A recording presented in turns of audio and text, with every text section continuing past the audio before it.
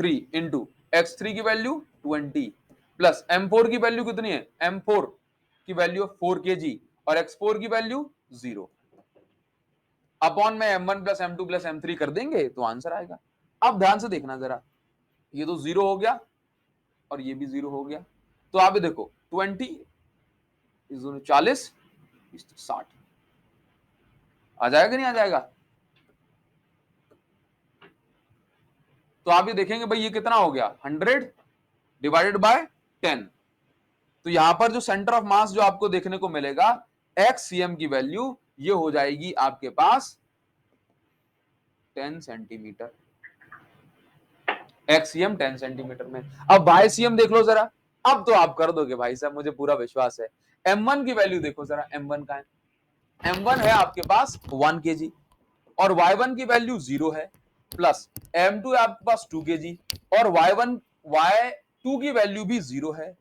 तो ये देखो जरा M3 Y3, तो M3 है 3 और Y3 है 10, तो M3 कितना है 3 और Y3 है 10 प्लस प्लस यहां पे देखो ये M4 कितना है 4 और Y4 कितना है, Y4 कितना है 10। तो यहां से आपको मिलेगा 40 और 70, दैट मींस ये आपका 70 अपॉन 10, तो यहां पे मिल जाएगा आपको 7 सेंटीमीटर। तो इस तरह से आपका जो YCM है, centre of mass in Y axis, वो पहुंच रहा है आपके पास, मतलब Y एक्सिस में 7 सेंटीमीटर ऊपर। तो ये पूरी 10 सेंटीमीटर की है, तो पूरी 10 सेंटीमीटर की है ना, तो आप ये देखो कि यहां पर जो है ये करीब पहुंचेगा 7 सेंटीमीटर और वेट 10 सेंटीमीटर यहां पे, तो ये करीब यहां पे एग्जिस्ट है, मतलब आगे 10 सेंटीमीटर एक्सिस में और ऊपर 7 सेंटीमीटर। ठीक है, तो मतलब आप ये पॉइंट बोल सकते हो कि ये हो गया हमारे पास सेंटर ऑफ मास। क्लियर है, तो इस तरीके से आप centre of mass find out कर सकते हैं। आई होप आपको अब समझ में आ गया होगा। ट्राइंगल अगर आपको मिल जाए तो ट्राइंगल वाला तो मैं आपसे करवा लूंगा भाई साहब। देखो जरा, देखो बड़ी सिंपल सी बात है, ट्राइंगल वाला अगर आपको कोई क्वेश्चन मिल जाए तो आपको घबराना नहीं है, आपको करना है इसे 2 kg 2 kg 4 kg। अब यहां सेंटर ऑफ मास आपसे पूछ रहा है तो कुछ भी नहीं करना आपको, लेट से ये M1 है, ये M2 है, ये M3 है, इसका आंसर आप मुझे कमेंट सेक्शन में निकाल के दोगे, मैं कुछ नहीं जानता। 0,0 और ये आपके पास कितना हो जाएगा बताओ जरा। अब देखो जरा कितना हो जाएगा, ये 1 मीटर की है 1,0 ना इक्विलेटरल ट्राइंगल, तो ये कितना हो जाएगा 1,0 और ये वाला पॉइंट कहां पहुंच जाएगा मालिक, ये वाला पॉइंट कहां पहुंचेगा, ये हाइट पर है। मुझे बताओ जरा इक्विलेटरल ट्राइंगल में हाइट कितनी होगी इसकी, ये हो जाएगी √3/2। तो ये वाला पॉइंट कितना हो जाएगा, ऊपर वाला पॉइंट देखो, ये एक्स एक्सिस में मैं कितना आगे बढ़ गया 1 मीटर का आधा, तो एक्स एक्सिस में आगे बढ़ा 1/2 और वाई एक्सिस में कितना √3/2। बस इस तरह से कोऑर्डिनेट डिसाइड कर लो, m1 x1 xcm की वैल्यू निकाल के कितनी आ रही 0.5 निकाल लेंगे, वैल्यू पुट करो m1 x1 m2 x2 m3 x3। अब ycm मुझे आपसे कमेंट सेक्शन में चाहिए, मैं कुछ नहीं जानता। बात समझ, अगर आप ये नहीं बताओगे तो मैं आगे नहीं पढ़ाऊंगा, ध्यान रखना। चलिए आगे बढ़ जाएं, अभी हम बात करेंगे सेंटर ऑफ मास। अभी हम बात करेंगे centre of mass of uniformly distributed body, या ऐसे बोलूं कि भाई अगर sorry centre of mass of uniformly distributed mass. देखो अगर मेरे पास कोई एक ऐसी बॉडी है जिसमें जो मास है वो कॉर्नर पे नहीं रखा हुआ है, कॉर्नर पे नहीं रखा हुआ है, मास पूरी बॉडीज में फैला हुआ है, पूरी बॉडी में जो है फैला हुआ है नॉर्मली, जैसे कि एक प्लेन लेमिना के फॉर्म में, एक रजिस्टर अभी हमने बात करी। तो इनका जो सेंटर ऑफ मास है वो कहां पाया जाता है, तो इनका सेंटर ऑफ मास पाया जाता है इनके ज्योमेट्रिकल सेंटर पे। जैसे कि इसका ज्योमेट्रिकल सेंटर क्या है, डायगोनल्स का मीटिंग पॉइंट, इसका सेंटर ऑफ पॉइंट इसी तरीके से, और इसका सेंटर ऑफ पॉइंट इस तरीके। तो ज्योमेट्रिकल जो उनका सेंट्रॉइड होगा, ज्योमेट्रिकल सेंटर पर पाए जाते हैं यूनिफॉर्मली डिस्ट्रीब्यूटेड मास का सेंटर ऑफ मास। क्लियर है, नाउ आगे बढ़ेंगे थोड़ा सा। अगर क्वेश्चन आपको इस तरीके का मिल जाए कि जहां पर मास की वैल्यू गिवन ना हो, फाइंड सेंटर ऑफ मास, जहां पर मास की वैल्यू गिवन ना हो वहां पर आप सेंटर ऑफ मास अगर निकालना चाहते हैं और इस तरह का आपको क्वेश्चन मिल गया, तो आप किस तरीके से फाइंड आउट करेंगे, जरा ध्यान से समझना इस प्रसंग को, इस कहानी में आपको मजा आएगा। पहले देखो सिंपल सी बात, फॉर्मूला क्या होता है, m1 x1 होता है कि नहीं होता।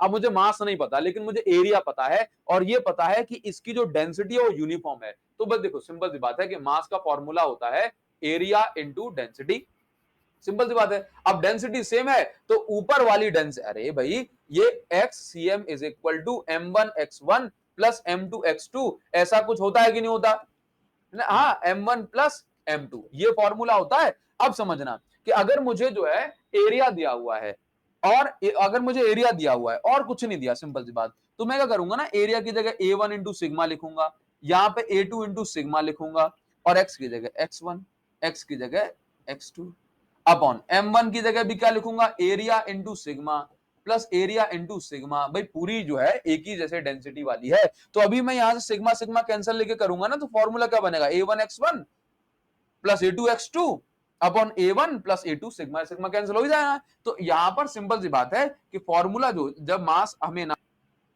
दिया हो, है ना, एक जैसी बॉडी हो, यूनिफॉर्म बॉडी हो, कहने का मतलब है, तो आप क्या करेंगे, तो ऐसे केस में आप फॉर्मूला लगाएंगे ये वाला, एक्सीएम निकालना है तो a1x1 plus a2x2 upon a2 a1 plus a2। मतलब फॉर्मूला कैसे बना ये मैंने आपको भी बता दिया, ठीक है। अब डेंसिटी वेंसिटी की ज्यादा दिक्कत नहीं लेनी। देखो तो सबसे पहले a1 क्या है, जैसे अगर मैं ये मान लूं, अगर मैं ये मान लूं कि ये वाला जो लेमिना है, मतलब इस एल सेक्शन का मुझे centre of mass find out करना है,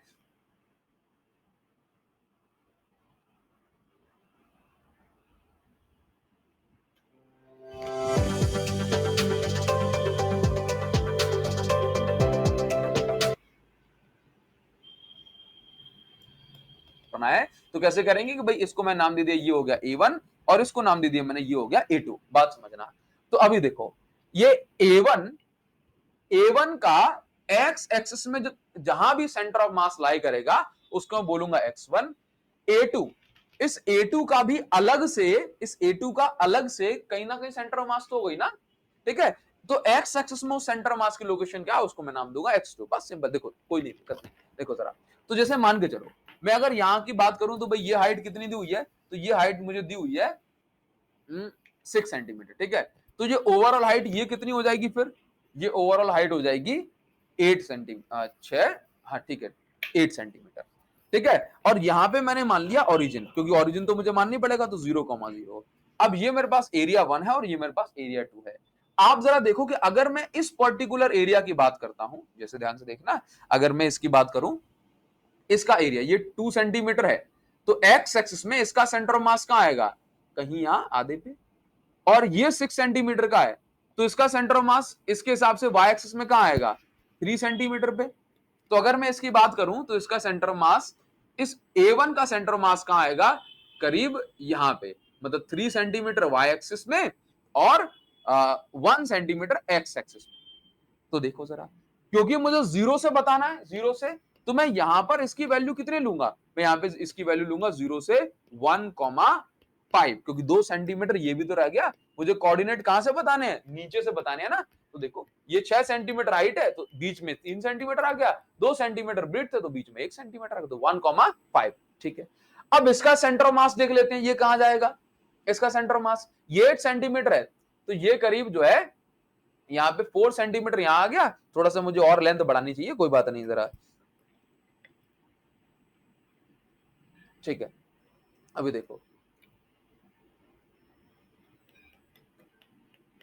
जैसे यहां पे मान लेता हूं, चलो देखो सेंटर ऑफ मास का यहां पे लाई कर रहा है, तो अभी 4 सेंटीमीटर आगे ओरिजिन से, और 2 सेंटीमीटर की हाइट है, तो 1 सेंटीमीटर ऊपर, क्लियर है। तो आप यहां पर देखो कि x1 की वैल्यू क्या हो गई, देखो जरा, x1 की वैल्यू हो गई 1 और x2 की वैल्यू हो गई 4। अब इसके बाद y1 की वैल्यू क्या हो गई, 5 सेंटीमीटर, मतलब और यहाँ पे y2 की वैल्यू क्या हो गई, 1। बस खत्म है खेला भैया, खत्म है, और कुछ नहीं। सॉल्व कर डालो, सॉल्व कर दो, अब कोई दिक्कत ही नहीं है। इसका एरिया कितना होगा, इस वाले का area A1 6 into 2 12 centimetre square, इसका area 8 into 2 16 centimetre square, clear है। A1 x1 A2 x2, बस लगाओ, खेल खत्म। हाँ जी भाई, x2 की वैल्यू क्या है, 1 मिनट, हाँ हाँ 1 मिनट 1 मिनट, तो मैंने इसको जो है इस तरीके से मुझे कर लेना चाहिए। यहाँ पे मैं एक बार और सॉल्व करूंगा इसको, A1 x1, तो A1 की वैल्यू क्या, A1 की वैल्यू हो गई अपने पास 6 to 12 इंटू x1 की वैल्यू है 1 प्लस A2 की वैल्यू कितनी हो गई 16, और x2 की वैल्यू कितनी है 4, 16 to 4। A1 की वैल्यू फिर से 12 प्लस इसकी वैल्यू 16, तो यहां पे आंसर कितना आएगा, चलो 64 और ये आपके पास 76/28, तो ये आपका अप्रोक्स, हाँ जी भाई 2.7 सेंटीमीटर हो जाएगा। तो यहां से ओरिजिन से आपको एक्ससीएम कितना मिल गया, ओरिजिन से एक्ससीएम कितना मिल गया 2.7 सेंटीमीटर, मतलब 2.7 सेंटीमीटर ये आपको अप्रोक्स इतना यहां से ये 2.7 सेंटीमीटर ये मिलेगा एक्स वाला पॉइंट, और वाई वाला पॉइंट आप मुझे यहां पे निकाल करके बताएंगे, ये आपका काम है। निकाल दोगे ना, बात समझ में आ रही है? तो वाई वाला पॉइंट आप मुझे निकाल के बताएंगे। अब YCM जो है निकाल लोगे, मैं उतनी उम्मीद तो कर ही सकता हूं भाई लोगों। तो YCM आपका जो है कितना आना चाहिए, ये भी आपका 2.7 ही आना चाहिए, भविष्यवाणी बोलती है, क्योंकि मैंने करके देखा हुआ है इसको। एक बार कर दे, देखो A1 की वैल्यू फिर से 12 इंटू Y1 की वैल्यू है 5 प्लस A2 की वैल्यू फिर से 16 और Y2 की वैल्यू है 1, तो 12 प्लस 16 फिर से सेम आंसर आ रहा है 2.7 सेंटीमीटर। तो मतलब एक्स एक्सिस में कितना, एक्स एक्सिस में अगर आप ये देखेंगे तो 2.7, मतलब ये 2 सेंटीमीटर का, तो 2.7 एक्स एक्सिस में करीब यहाँ पे पहुंचेगा, और वाई एक्सिस में 2.7 हाइट, तो करीब यहाँ पे, तो सेंटर ऑफ मास जो है करीब आपको यहाँ पे देखने को मिलेगा। तो मतलब इस एक्सिस के अबाउट आप ये देखेंगे, तो इस एक्सिस के अबाउट ये देखेंगे तो मास का डिस्ट्रीब्यूशन सेम है, सेंटर ऑफ मास मतलब बॉडी के आउटसाइड भी एग्जिस्ट करता है। तो इस तरह के क्वेश्चन को आप आराम से कर सकते हैं। आगे बढ़ेंगे, अभी हम आ जाते हैं है, तो इस तरह के क्वेश्चन को आप आराम से एक्सिस के अबाउट आप ये देखेंगे, तो इस एक्सिस के अबाउट ये देखेंगे तो मास का डिस्ट्रीब्यूशन सेम है, सेंटर ऑफ मास मतलब बॉडी के आउटसाइड भी एग्जिस्ट करता है। तो इस तरह के क्वेश्चन को आप आराम से कर सकते हैं। आगे बढ़ेंगे, अभी हम आ जाते हैं टॉर्क पर। देखो बड़ी सिंपल सी बात है कि अगर मैं आपसे कहता हूं कि जैसे मान के मतलब इस एक्सिस के अबाउट आप ये देखेंगे, तो इस एक्सिस का अबाउट ये देखेंगे तो मास का डिस्ट्रीब्यूशन सेम है, सेंटर ऑफ मास मतलब बॉडी के आउटसाइड भी एग्जिस्ट करता है। तो इस तरह के क्वेश्चन को आप आराम से कर सकते हैं। आगे बढ़ेंगे, अभी हम आ जाते हैं टॉर्क पर। देखो बड़ी सिंपल सी बात है कि अगर मैं आपसे कहता हूं कि जैसे मान के चलो कि भाई मैंने ना किसी को पीटना है मुझे, तो मैंने ऐसे लिया और ऐसे मार दिया, बताओ मैंने क्या मारा, बोलो मैंने क्या मारा, तो सर आपने थप्पड़ मारा, है कि नहीं? और मान के चलो कि मैंने ऐसे जो है अपने हाथ को बांधा और ऐसे ऐसे रख दिया, तो बताओ मैंने क्या मारा, मैंने घूसा मारा, है कि नहीं? तो जरा सोचो कि दोनों ही केसेस में मैंने लगाया तो फोर्स, लेकिन अलग अलग तरीके से लगाया। तो आपने एक बार बोला थप्पड़ मारा सर चाटा, है कि नहीं, दूसरे वाला घूसा मारा। तो आप जरा सोचो कि बस यही बात है जो हमारी डेली लाइफ में, वही हमारी डेली लाइफ की फिजिक्स में, कि अगर मैं किसी बॉडी पे नॉर्मल फोर्स लगाता हूं, बॉडी आगे बढ़ जाए तो मैं उसको बोलता हूं फोर्स है, लेकिन अगर मैं फोर्स लगाता हूं और बॉडी घूम जाए तो मैं उसको बोलता हूं टॉर्क है। क्या है? टॉर्क। क्या है? टॉर्क। तो टॉर्क कुछ नहीं होता, टॉर्क फोर्स से ही बोला जाता है, लेकिन यदि वो फोर्स रोटेटिंग मोशन, वो फोर्स टर्निंग मोशन, वो फोर्स ट्विस्टिंग मोशन अगर प्रोड्यूस कर देता है, तो उसी फोर्स का नाम बदल के टॉर्क रख दिया जाता है। जैसे हाथों को बांध लिया जाए, दबा दिया जाए, तो उसको घूंसा बोला जाता है। इसी तरीके से वो फोर्स जिससे बॉडी घूमने लग जाए, उस फोर्स को हम बोलते हैं टॉर्क। क्लियर है? नाउ तो टॉर्क क्या है भाई? The turning effect of force is called torque. अभी क्या होता है ना, कई बार जैसे हम force equal and opposite force भी लगाते हैं। कैसे लगाते हैं? Equal and opposite force. जैसे कि साइकिल के हैंडल पे एक को आपने आगे किया, दूसरे हाथ को पीछे, तो आपने इक्वल एंड ऑपोजिट फोर्स लगाया। तो जब भी इक्वल एंड ऑपोजिट फोर्स लगता है, इसको हम बोलते हैं कपल। क्या बोलते हैं? कपल।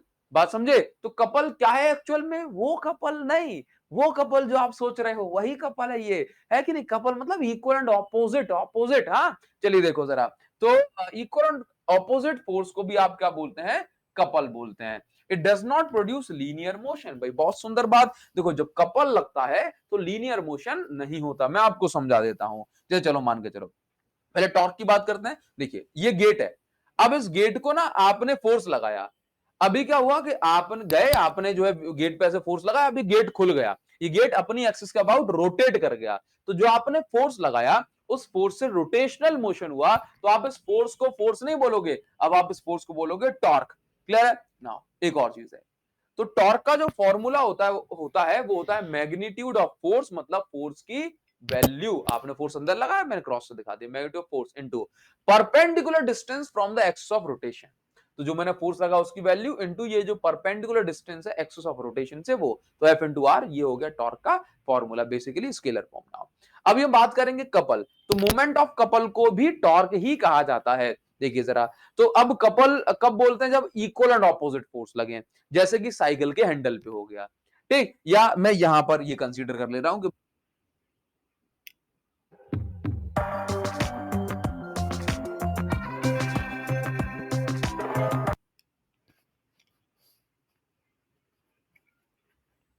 भाई ये आर्म है, आर्म मतलब ARM आर्म, ठीक है ना। तो अभी ये इसमें मैं फोर्स लगा रहा हूं, एक फोर्स ऊपर एक फोर्स नीचे, दोनों फोर्स की वैल्यू सेम है because couple is equal and opposite force, ठीक। और इन दोनों फोर्स की, जैसे ये फोर्स है तो इस पर परपेंडिकुलर डिस्टेंस कौन सी है, AB।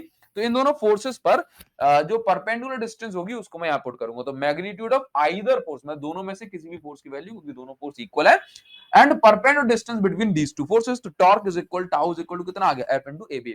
अच्छा यहां पे समझो कि कपल जो होता है वो इक्वल एंड ऑपोजिट फोर्स होता है। तो अगर मेरे पास ये एक बॉडी है, तो अगर मेरे पास ये एक कोई भी बॉडी मान सकता हूं, अब इस पे मैंने फोर्स लगाया 7 न्यूटन का इस साइड, 7 न्यूटन इस साइड, तो बॉडी घूमती रहेगी। लेकिन अगर मैंने फोर्स लगा दिया कि भाई 10 न्यूटन का यहां लगा दिया और 7 न्यूटन का यहां, तो ये इक्वल एंड ऑपोजिट तो नहीं, थोड़ा ज्यादा हो रहा है, तो 7 7 से बॉडी घूमेगी और जो एक्स्ट्रा 3 न्यूटन है उसके कारण बॉडी आगे जाएगी, तो धक धक धक धक धक धक बॉडी मतलब घूमती हुए आगे चली जाएगी। क्लियर है, तो इस तरह की कंडीशन यहाँ पे बनती है। अच्छा, टॉर्क के बारे में क्वेश्चन पूछ लिया जाता है कि भाई जैसे गेट, अब जरा सोचो कि अगर आप फोर्स यहां लगाओगे तो क्या गेट आसानी से खुल जाएगा, नहीं, क्योंकि उस समय टॉर्क कम बन रहा होगा। बात समझे, क्योंकि परपेंडिकुलर डिस्टेंस कम है, ये तो हम डेली लाइफ में ऑब्जर्व करते हैं कि नहीं करते चीजें, ठीक ना।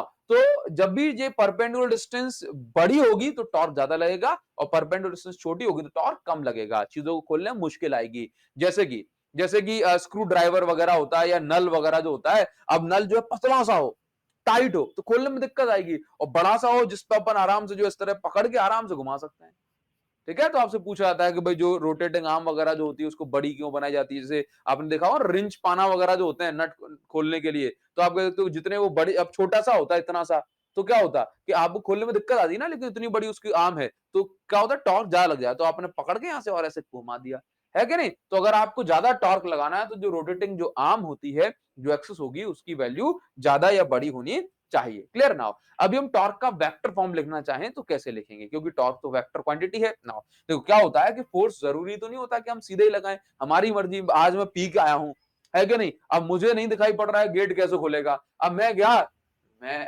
पी के नहीं आया हूं, लेकिन मान के चलो कि आप पी गए और आपको दिखाई नहीं पड़ रहा है, ठीक। तो आपने क्या किया, आपने गेट गए और आप में, और गेट जो है ऐसे, वो जो आप गेट खोलना है सामने और धक्का आप ऐसा दे रहे हो, तो बताओ क्या मैक्सिमम टॉर्क लग जाएगा, नहीं लगेगा साहब। तो मुझे मतलब यहाँ पे एंगल वेंगल जो है फाइंड आउट करना पड़ेगा, देखना पड़ेगा, है कि नहीं। तो अभी क्या होगा, जैसे मान के चलो आपने फोर्स एंगल पे लगाया, तो अभी आप ये देखो कि क्योंकि टॉर्क का फॉर्मूला होता है magnitude of force into perpendicular distance, है ना। तो परपेंडिकुलर डिस्टेंस में आप मतलब दोनों कंपोनेंट परपेंडिकुलर होना चाहिए एक दूसरे के, तो हम क्या करेंगे, इस फोर्स को रिजॉल्व करेंगे, इस फोर्स को दो कंपोनेंट, एक ये वाला कंपोनेंट और एक ये वाला कंपोनेंट, ध्यान से देखना। तो इस F के दो कंपोनेंट, एक इसका नाम हो जाएगा F sin थीटा, क्योंकि यहाँ पे एंगल शो नहीं हो रहा है, और इसका नाम हो जाएगा F cos थीटा। तो ये तो हो गया डिस्टेंस, या मैं इसको पोजीशन ही बोल सकता हूँ क्योंकि मैंने r वेक्टर लिखा हुआ है यहाँ पे, तो ये परपेंडिकुलर डिस्टेंस या वेक्टर फॉर्म में लिखूं तो पोजीशन वेक्टर फॉर्म में जो एक्सिस से है मैं उसको बोल सकता हूँ, ठीक है। तो परपेंडिकुलर डिस्टेंस ये r, और फोर्स का कौन सा कंपोनेंट लेंगे, F sin थीटा वाला कंपोनेंट, क्योंकि ये वाला कंपोनेंट इसके परपेंडिकुलर है। क्लियर, तो मैं इसको क्या लिख सकता हूं, tau is equal to R F sine theta. R F sine theta पहले क्यों, क्योंकि आप चाहो तो एफ भी, एफ आर साइन थीटा भी लिख सकते हो, उससे कोई फर्क नहीं पड़ेगा, ठीक है। बस डायरेक्शन जो टॉर्क की हम कैलकुलेट करते हैं उसमें जो है डिफरेंस आ जाता है। तो अगर मुझे टॉर्क की डायरेक्शन निकालनी तो मैं निकाल सकता हूं राइट हैंड थंब रूल से। राइट हैंड थंब रूल में क्या होता है कि पहले वेक्टर की डायरेक्शन में अपनी पाम को रखूंगा, दूसरे वेक्टर की डायरेक्शन में जो सेकंड वाला फोर्स है, जो दूसरे वेक्टर की डायरेक्शन में अपनी उंगलियों को घुमाऊंगा, उसके बाद में देखूंगा कि भाई जिस डायरेक्शन में जो थंब जाएगा वो डायरेक्शन होगी टॉर्क की। क्लियर है, तो टॉर्क की डायरेक्शन कौन बताएगा, थंब से आपको मिलेगी टॉर्क की डायरेक्शन,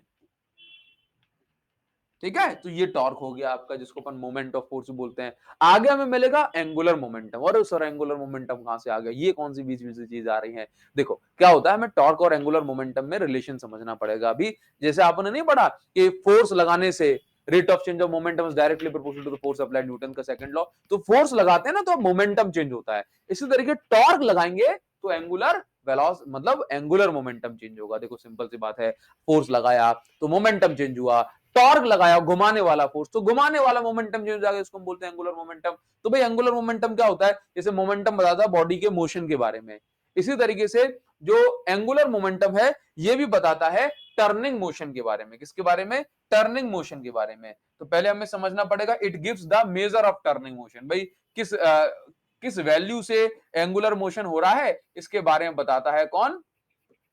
एंगुलर मोमेंटम। अब देखो कभी भी जैसे लीनियर मोमेंटम को हम पी बोलते हैं, तो एंगुलर मोमेंटम की वैल्यू निकालने के लिए हम इसमें आर का इंटू कर दो बस।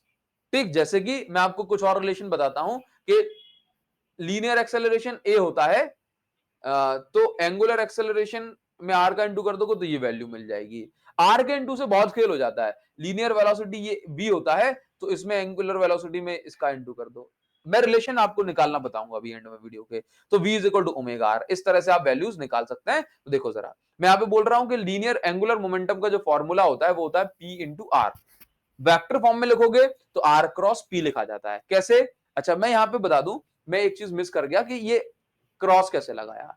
कभी भी आपको वेक्टर फॉर्म में लिखना है और अगर साइन थीटा लगा है तो आप क्रॉस लगाएंगे, और कॉस थीटा लिखा होगा तो आप डॉट लगाएंगे। क्लियर है नाउ? तो अभी देखिए जरा, जैसे इसी तरीके से मैंने मान लिया किसी एक पर्टिकुलर पॉइंट पे, किसी एक पर्टिकुलर पॉइंट, जैसे मान के चलो कि ये हमारे पास ऐसे ये पार्टिकल है, कोई भी शीट है उसमें, जैसे मान के चलो अगर मैं इस बॉडी को ऐसे घुमा रहा हूं और इस जगह पे पार्टिकल भी घूम रहा होगा, तो उस पार्टिकल की जो लीनियर वेलोसिटी होगी वो इस टेंजेंशियल डायरेक्शन में होगी, ऑब्वियस सी बात है। तो जिस डायरेक्शन में जो वेलोसिटी उसी डायरेक्शन मोमेंटम, तो मोमेंटम वेक्टर क्वांटिटी मैंने इसको रिजॉल्व कर दिया। रिजॉल्व कर दिया तो फिर से भाई दो कंपोनेंट हो गए इसके, एक हो गया p cos थीटा और एक हो गया p sin थीटा। क्लियर है? पी कॉस थीटा और एक पी साइन थीटा। तो अगर ये आपके पास पोजीशन हो गई तो मैं इस तरीके से, मैं फिर से इसको क्या लिख पाऊंगा, यहां पर एंगुलर मोमेंटम निकालने के लिए भी यहां पर मैं लिखूंगा L is equal to R P sine theta, उसके बाद ये हो जाएगा आर क्रॉस पी। ठीक है, मतलब ये आर और पी का भी मैंने कौन सा कंपोनेंट ले लिया? परपेंडिकुलर वाला कंपोनेंट ले लिया, क्योंकि टॉर्क कौन लगा रहा है? परपेंडिकुलर वाला कंपोनेंट ही लगा रहा है। Clear now? अभी हमें एक रिलेशन समझना है जो कि इंपॉर्टेंट है, relation between torque and angular momentum. बहुत इंपॉर्टेंट है relation between torque and angular momentum. देखो तो टॉर्क और एंगुलर मोमेंटम में क्या रिलेशन है, यहीं से कंजर्वेशन ऑफ एंगुलर मोमेंटम बनता है। देखो इसके लिए डेरिवेशन में करना होता है, तो जस्ट हमने रिसेंटली अभी ये डिराइव करा कि भाई L vector is equal to R vector cross P vector होता है। ठीक ना?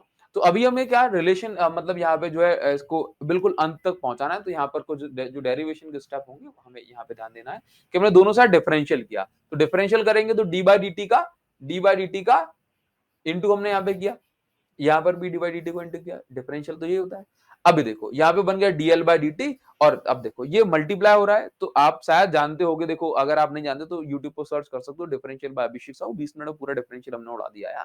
नाउ तो देखो डी बाई डी टी, पहले फर्स्ट वेक्टर फ्री होगा, प्रोडक्ट रूल लगा रहे हैं, फर्स्ट फ्री सेकंड का differential cross as it is लगा हुआ है, प्लस सेकंड फ्री, सेकंड वाला फ्री ये रखा है पी वेक्टर फ्री, और फर्स्ट वाले का डिफरेंशियल कर दिया।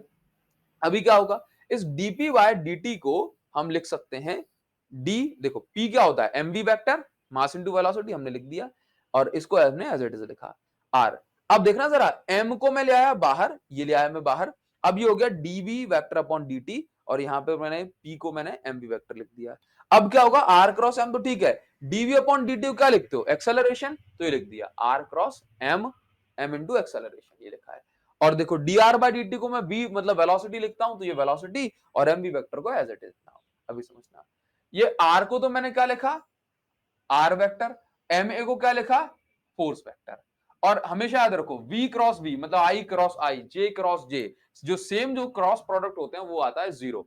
ठीक है, वेक्टर थोड़ा सा बड़ा होना चाहिए इसके लिए आपको। और r क्रॉस f को मैं क्या लिख सकता हूं? टाउ। तो आप यहां पर देखेंगे कि dl by dt is equal to होता है टाउ, मतलब टॉर्क। तो rate of change of angular momentum is equal to torque. किस रेट से एंगुलर मोमेंटम बदल रहा है ये बताता है हमें टॉर्क की वैल्यू को। क्लियर है? तो टॉर्क निकालना तो डीएल बाय डी से हम कैलकुलेशन कर सकते हैं। जरा सोचो, एंगुलर मोमेंटम पर हम आएंगे तो इसी इक्वेशन की जरूरत आपको पड़ेगी।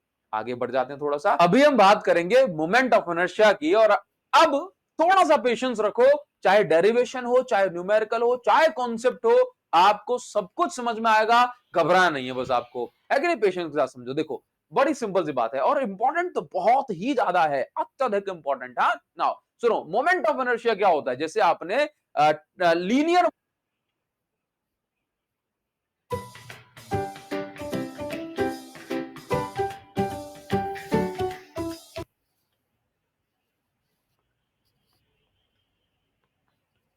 लीनियर मोशन में पढ़ा था ना इनर्शिया, कि मान के चलो आप एक बाइक पे बैठे हुए हो और जो है आप मस्त तसल्ली से बैठे हुए, अचानक से किसी ने जो है रेस दे दी, अब जो है आप एकदम पीछे की साइड पहुंच गए। धक्का लगता है पीछे को, तो एक्चुअल में वो क्या है? वो धक्का थोड़ी ना था, वो मना था। हमारी बॉडी मना कर रही थी कि भाई मैं बैठी हूं, मुझे बैठी रहने दो, अचानक से नहीं, अचानक से नहीं, है कि नहीं? किसी भी तरह का चेंज आप करोगे तो बॉडी मना करेगी, करेगी कि नहीं करेगी? देखो बड़ी सिंपल सी बात है, लोअर बॉडी हिप्स तो गाड़ी के साथ आगे बढ़ गए, है कि नहीं? लेकिन अपर बॉडी ने कहा कि नहीं, मैं यही हूं, मैं यही रहूंगी, है कि नहीं? तो इसने जो है रोकने की कोशिश की, लेकिन भाई कमर के साथ जो है ये जुड़ा हुआ है, तो उसको भी आगे बढ़ना ही पड़ा, है कि नहीं? तो इस प्रॉपर्टी को बॉडी ने मना किया ना कि भाई मेरे साथ कोई किसी तरह का जो चेंज मत करो, मैं रेस्ट में हूं, रेस्ट में रहने दो। तो उस प्रॉपर्टी को हम क्या बोलते हैं? इनर्शिया बोलते हैं। अब आप बस में चल रहे हो, आप बढ़िया से स्पीड में चल रहे हो, बस 100 किलोमीटर पर आवर की स्पीड में, और आप जो ड्राइवर ने अचानक से ब्रेक लगाया तो आप आगे की साइड को ऐसे झुक गए।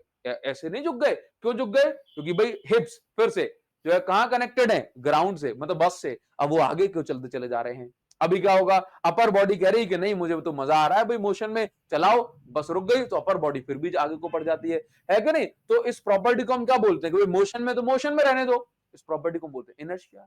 लाइकवाइज जो इनर्शिया, जिसको हम इनर्शिया बोलते हैं लीनियर मोशन में, घुमाव वाले मोशन में, एंगुलर मोशन में, उसी प्रॉपर्टी को, बॉडी की उसी मना करने वाली प्रॉपर्टी को हम बोलते हैं मोमेंट ऑफ इनर्शिया। तो भाई किस वैल्यू से कोई भी बॉडी घुमाव को मना करती है, उसको हम बोलते हैं मोमेंट ऑफ इनर्शिया, है कि नहीं? किस वैल्यू से बॉडी को तकलीफ हो रही है, मना कर रही है कि भाई मैं नहीं घूमूंगी, मेरे साथ किस तरह का एंगुलर चेंज मत करो, उसको हम बोलते हैं मोमेंट ऑफ इनर्शिया। बड़ी सिंपल सी बात है। जैसे मान के चलो कि अगर मैं इस रजिस्टर को ऐसे घुमाता हूं, ऐसे इस एक्सिस के अबाउट, देखो जरा, बहुत आसानी से घूम रहा है, बहुत आसानी से घूम रहा है कि नहीं?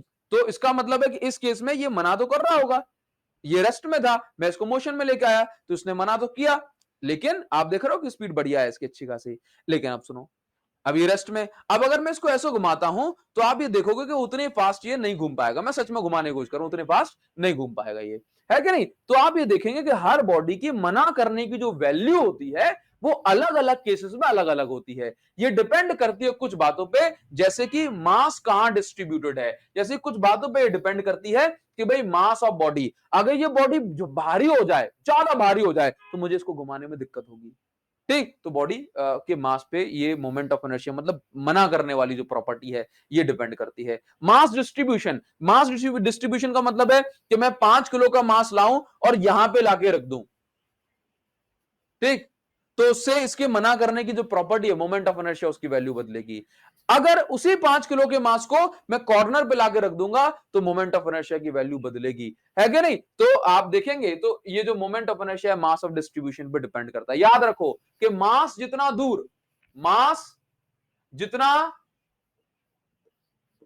दूर मोमेंट ऑफ इनर्शिया उतना ज्यादा, मोमेंट ऑफ इनर्शिया उतना ज्यादा।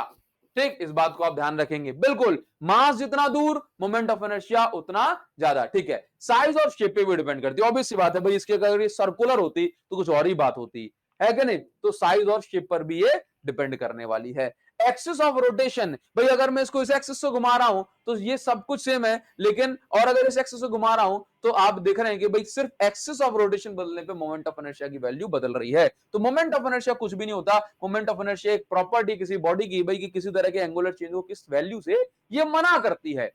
बात समझ में आ रही है नाउ? तो अब ये जो मोमेंट ऑफ इनर्शिया है ये इन बातों पे डिपेंड करने वाला है। मास जितना ज्यादा दूर उतना ज्यादा मोमेंट ऑफ इनर्शिया होगा, उतनी ज्यादा बॉडी मना करेगी कि ना भाई ना, मेरे साथ चेंज मत करो। हाँ ना, जैसे कि एग्जांपल के तौर पे हम ये देख लेते हैं,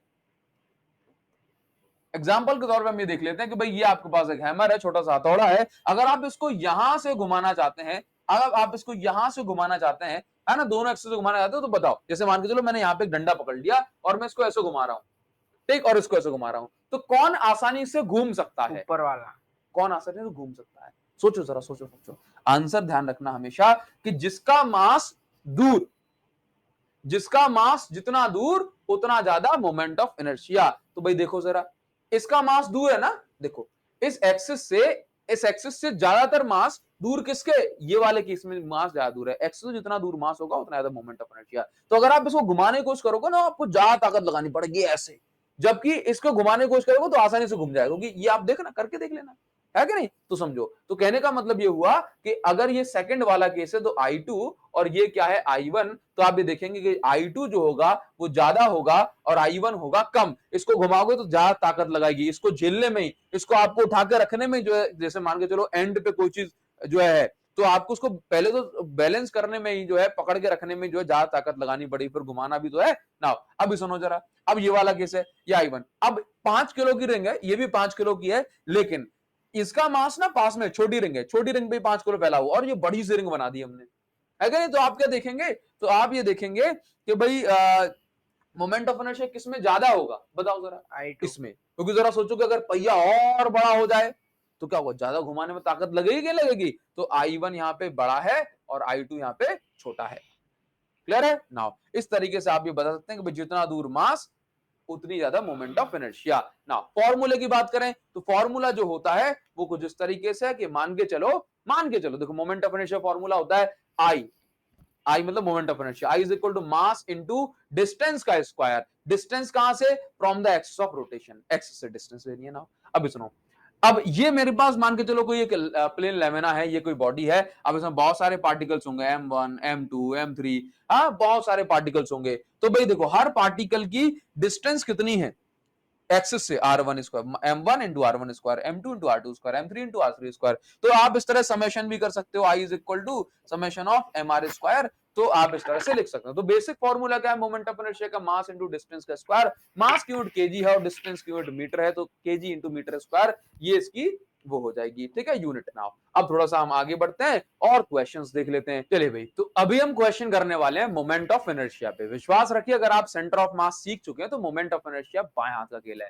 करेंगे राइट हैंड से, है कि नहीं, लेकिन खेल बाएं हाथ का बनेगा। देखो जरा, सबसे पहले ना एकदम I'm running the new macOS Ventura, but what's this? The old clutter. Those unsorted apps. Should have cleaned it out beforehand.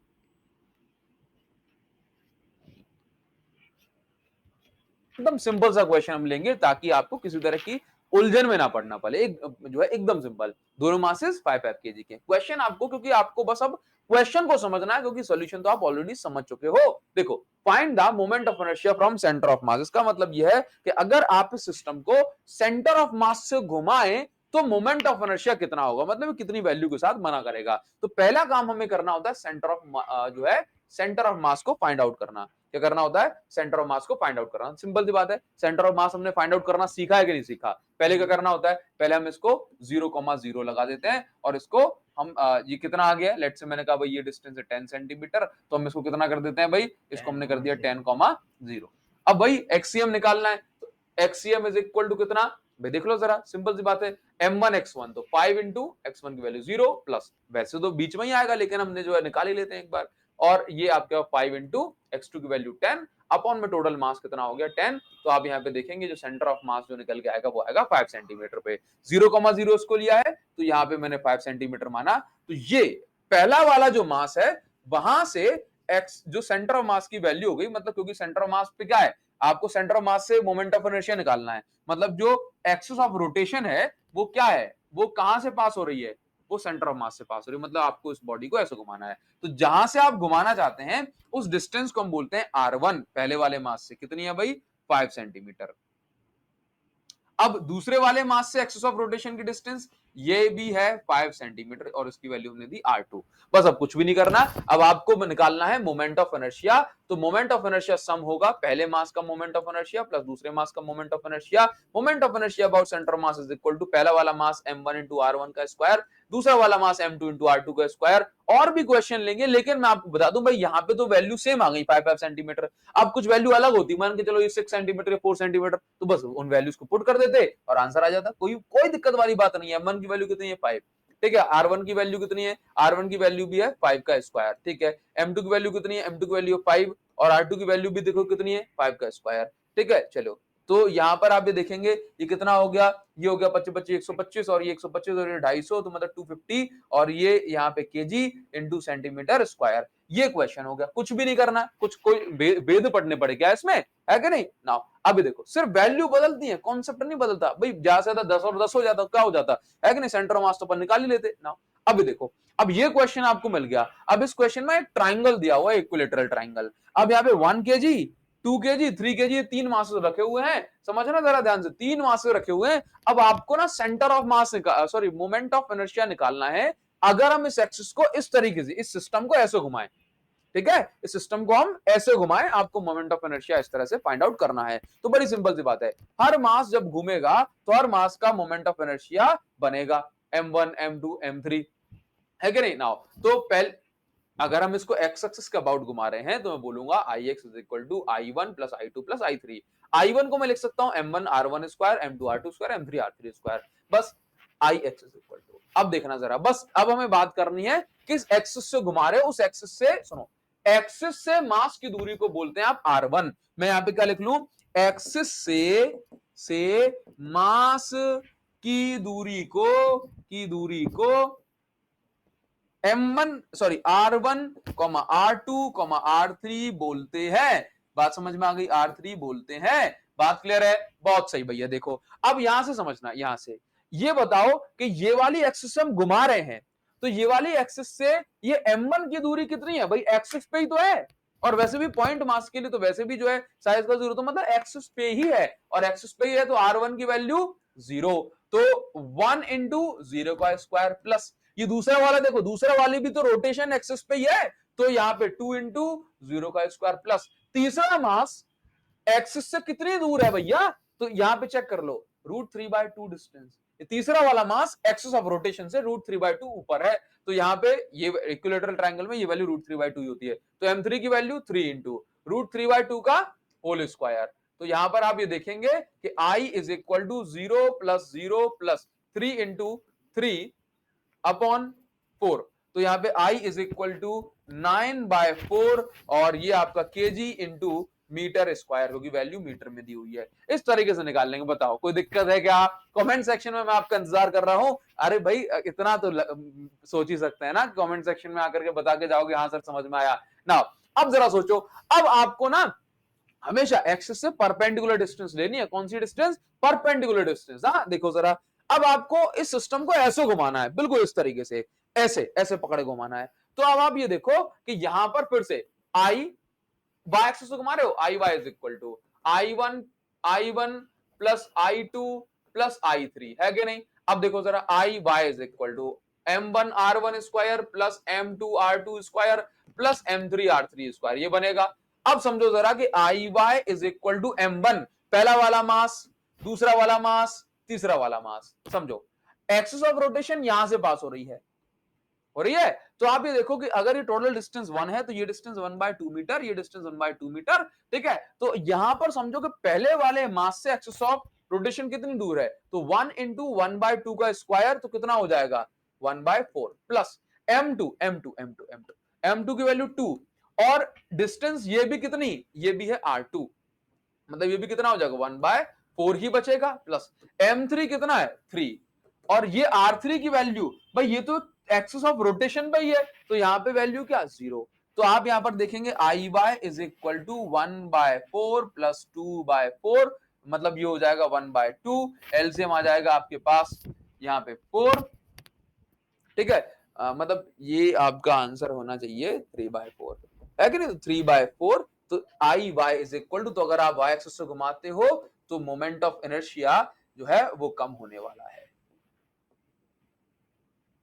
ठीक है। नाउ इस तरीके से आप क्वेश्चन कर सकते हैं, ठीक है भाई। तो इस तरह तो मोमेंट ऑफ इनर्शिया आप कोई सा भी क्वेश्चन मिल जाए, बस इतना देखना है मास और एक्सिस ऑफ रोटेशन से कितनी दूरी पर वो मास है, बस काम बन जाएगा। बहुत सही ना। नाउ अभी हम आते हैं मोमेंट ऑफ इनर्शिया में दो मेन थ्योरम होते हैं जो कि आपके स्कूल के लिए बहुत बहुत ज्यादा इंपॉर्टेंट है। एक होती है आपके टीचर्स से आपने सुना भी होगा परपेंडिकुलर एक्सिस थ्योरम, और एक होती है पैरेलल एक्सिस थ्योरम। दोनों ही बातें बहुत ज्यादा आसान है, दोनों थ्योरम को हमें समझना है। देखो परपेंडिकुलर एक्सिस थ्योरम क्या बोलती है कि जब हम देखो बेसिकली परपेंडिकुलर एक्सिस थ्योरम किस बारे में है और क्या बोलती है, हम इन दोनों चीजों को एक एक करके समझते हैं। देखो परपेंडिकुलर एक्सिस थ्योरम किस बारे में है, पहले हम इस पे ध्यान देते हैं। देखो सबसे पहले हम ये समझेंगे परपेंडिकुलर एक्सिस थ्योरम मतलब किस बारे में है। तो परपेंडिकुलर एक्सिस थ्योरम इस बारे में कि अगर मैं आ, इस लेमिना को, प्लेन लेमिना मतलब एक प्लेन शीट, अगर मैं इस प्लेन लेमिना को इस तरीके से घुमाता हूं about an axis perpendicular to the plane, अरे वाह क्या सीन है।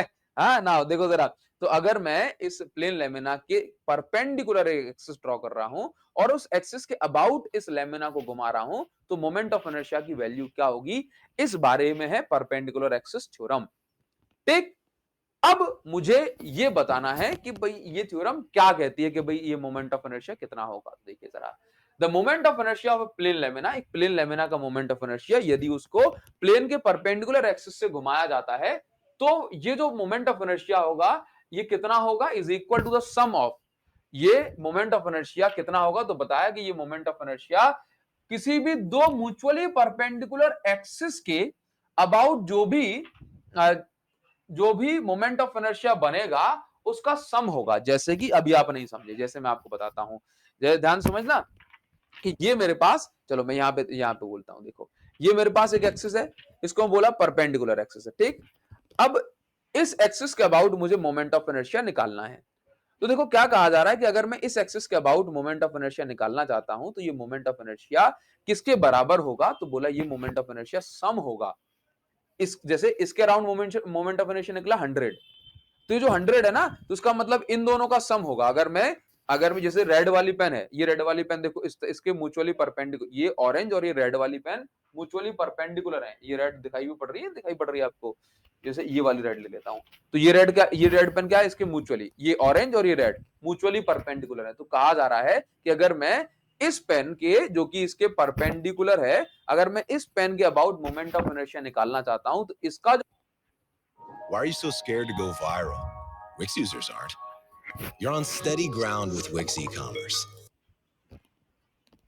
इसका जो मोमेंट ऑफ इनर्शिया है ये बराबर होगा इन दोनों पेन के अबाउट अगर मोमेंट ऑफ इनर्शिया निकालें उसके सम के, मतलब इसका 100 तो इन दोनों का सम 50 और 50 मिला के 100 होगा। समझे, बात समझ में आ रही है। तो अब सुनो क्या होता है, ध्यान समझना चीजों को।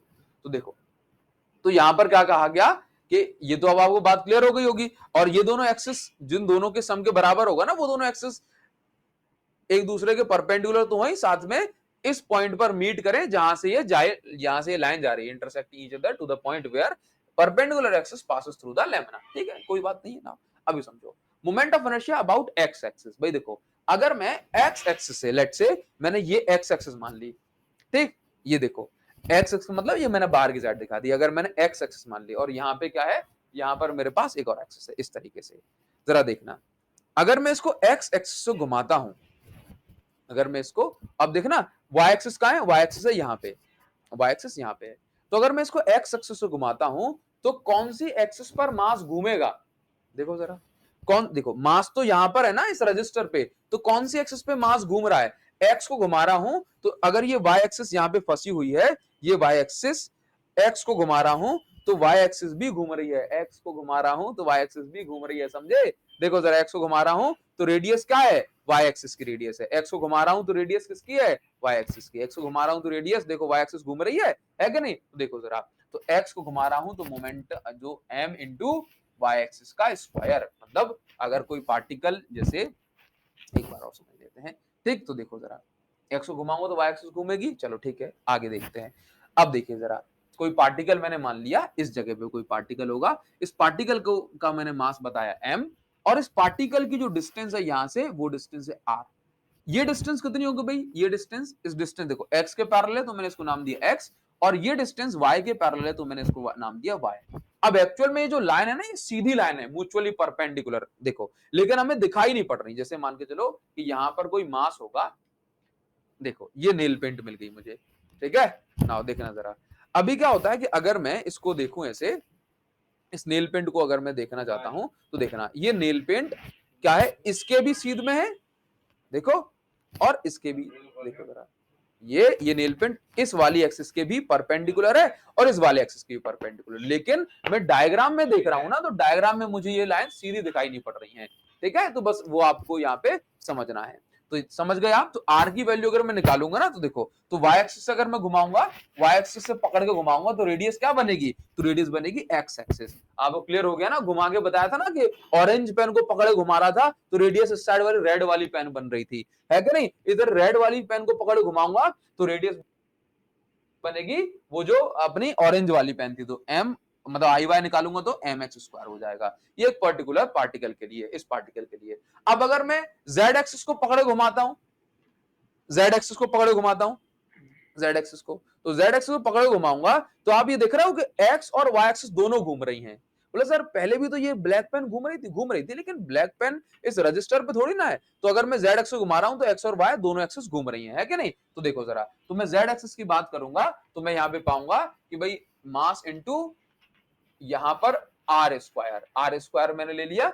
आर मतलब मैं इसकी डिस्टेंस को आर बोल सकता हूं, लेकिन आप मेन बात समझ गए कि जेड एक्स को घुमा रहा हूं तो एक्स और वाई दोनों ही एक्सिस घूम रही है, तो X square plus Y square. और डायग्रामेटिकली भी मैं एक्स आर स्क्वायर की वैल्यू को X square plus Y square prove कर सकता हूं बाय पाइथागोरस थ्योरम। मैंने आपको ऑलरेडी बताया कि आपको ये देखना है, वैसे जो राइट एंगल ट्राइंगल नहीं बन रहा है, लेकिन अगर मैं इस पे रख कर देखूंगा तो आराम से आपको राइट एंगल ट्राइंगल ये समझ में आएगा। तो देखो जरा, तो यहाँ पे हम X square plus Y square, अगर अभी तो मैं एक सिंगल मास के लिए निकाला, अगर मैं पूरे लेमिना के लिए निकालता हूं तो यहाँ पे छोटे छोटे मास का सम कर दूंगा। तो यहाँ पर देखो summation of M X square क्या हो गया, एक्स एक्सिस अबाउट, सॉरी हाँ, ये हो जाएगा आपका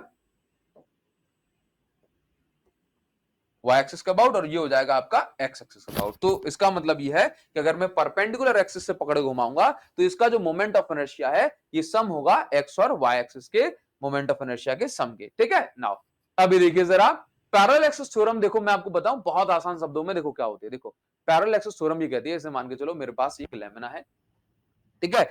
अब मैं क्या कर रहा हूं ना कि अब इसी लेमिना को मैंने यहां पर एक परपेंडिकुलर एक्सिस, मतलब इस प्लेन के परपेंडिकुलर, बस ये जो अपनी सेंटर वाली एक्सिस है ना, सेंटर ऑफ मास से पास होने वाली ब्लैक वाली एक्सिस, इसके पैरेलल मैंने एक एक्सिस बनाई। अब मैं इस पर्टिकुलर एक्सिस से अगर घुमा रहा हूं तो मोमेंट ऑफ इनर्शिया क्या होगा, ये बताती है मुझे कौन सी थ्योरम, ये बताती है मुझे पैरेलल एक्सिस थ्योरम। मतलब ये सेंटर ऑफ मास वाले एक्सिस के पैरेलल अगर एक्सिस है, वहां से घुमा रहा हूं तो मोमेंट ऑफ इनर्शिया कितना बनेगा। तो उसको कैलकुलेट करने के लिए हमने क्या किया कि एक मास मान लिया जिसकी वैल्यू हो गई m, किसी भी पॉइंट पर इस मास की डिस्टेंस इस सेंटर ऑफ मास वाली एक्सिस से हो गई x, और ये पैरेलल एक्सिस से हो गई d।